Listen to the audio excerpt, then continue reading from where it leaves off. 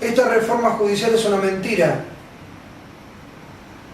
Las cámaras de casación que pretenden poner, lo único que hacen es atomizar la decisión en manos de un grupo de jueces que va a digitalizar el Poder Ejecutivo o el Congreso y sus interesados de turno, y va a hacer que fallen, sentencien, juzguen, condenen o absuelvan según les parezca a quien está en ese momento en el poder político, evitando de esta manera que los jueces inferiores o de menor jerarquía puedan hacer justicia.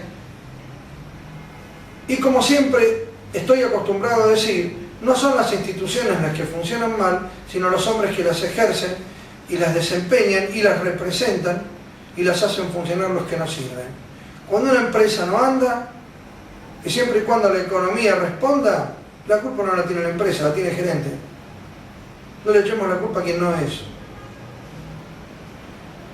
Pero la masa humana, que se mueve por los sentimientos, el impulso, la pasión, está integrada por elementos heterogéneos, por personas que no tienen un criterio unificado, sino que simplemente tienen un sano anhelo de justicia social. Esto no puede ser explotado por la demagogia parlamentaria, política y partidocrática. En un estado como este, donde se pretende y se precia de haber tres poderes, Argentina tiene solo uno, el del que gobierna. El Poder Ejecutivo no puede invadir al Poder Judicial y el Legislativo no puede invadir al Poder Judicial y el Ejecutivo, y el Poder Judicial no puede invadir al Legislativo y al Ejecutivo, porque eso significa derogar, es decir, abolir a la nación. Si vamos a cambiar de régimen, si este sistema lo vamos a dejar que lo digan, y entonces lo cambiaremos. No habló de la reforma constitucional, simplemente porque no la van a hacer. ¿Y por qué no la van a hacer? Porque hacerla implica enfrentarse a un montón de explicaciones que no van a querer dar. Es más fácil atacar las instituciones a través de la masa ignorante y engañada y seducida y sobornada a través de distintas estructuras intermedias y organizaciones especiales, que crear trabajo, dar seguridad, dar salud y sobre todo devolverle al ciudadano argentino el derecho de ser dueño de su país, derecho que le han arrebatado a través de 30 años de esta raza maldita que se llama clase política. La clase política argentina no es el único ejemplo, es el sistema el que no funciona.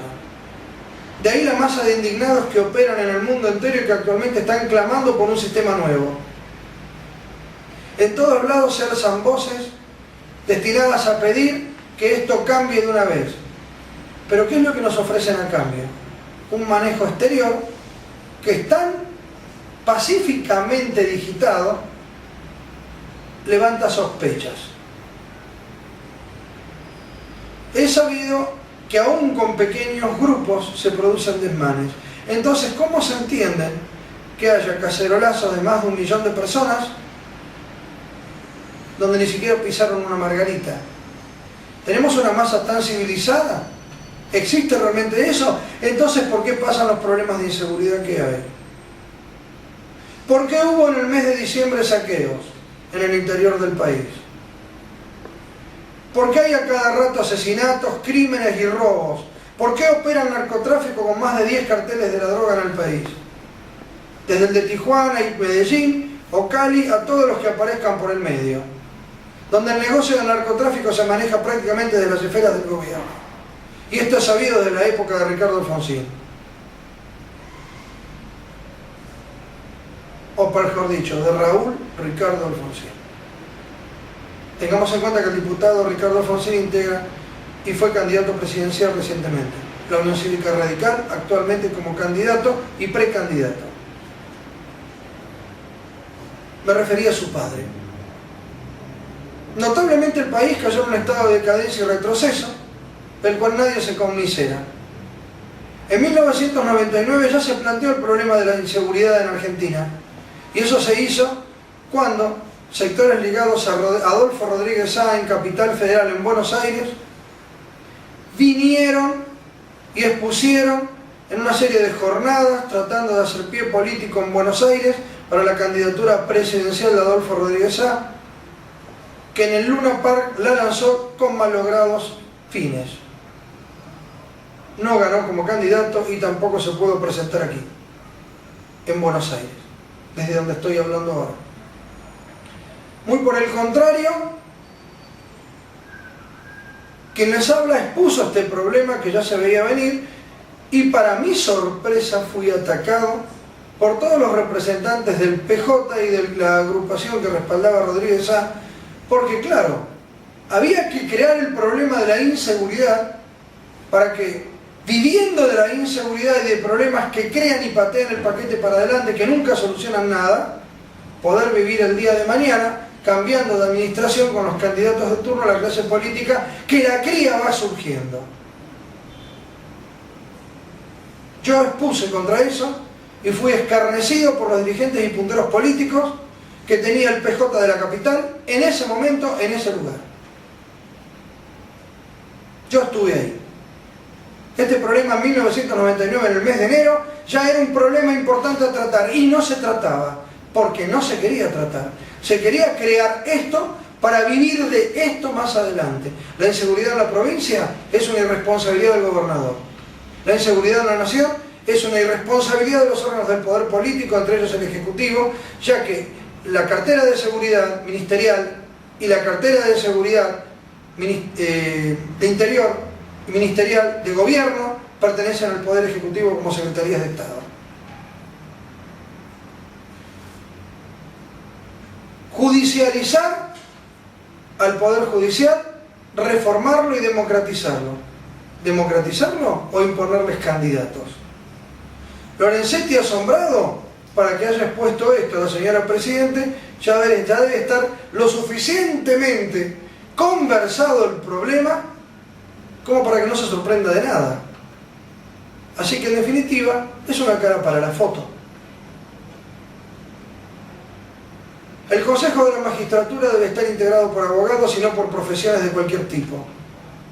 No es un boliche. Y si funciona mal, la culpa la tienen los órganos del poder que presionan para que funcione mal. Porque necesitan que funcione mal, porque de esa manera no pueden enjuiciar a jueces corruptos como los que tenemos y hemos tenido, con una absoluta impunidad. Todo el mundo sabe, ahora se rasgan las vestiduras, el caso Joclender y los jueces y abogados ligados a eso. Son todos partidarios del órgano político que gobierna en ese momento y del partido político que lo lidere. Si es este, será este, si no será otro.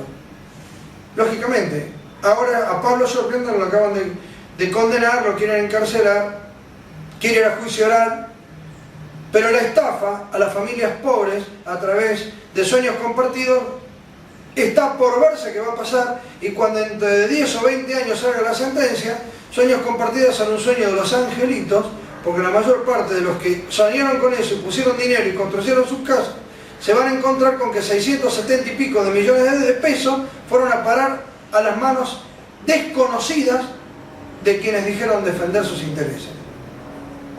Pero como las causas caducan, acá nadie va a ir preso.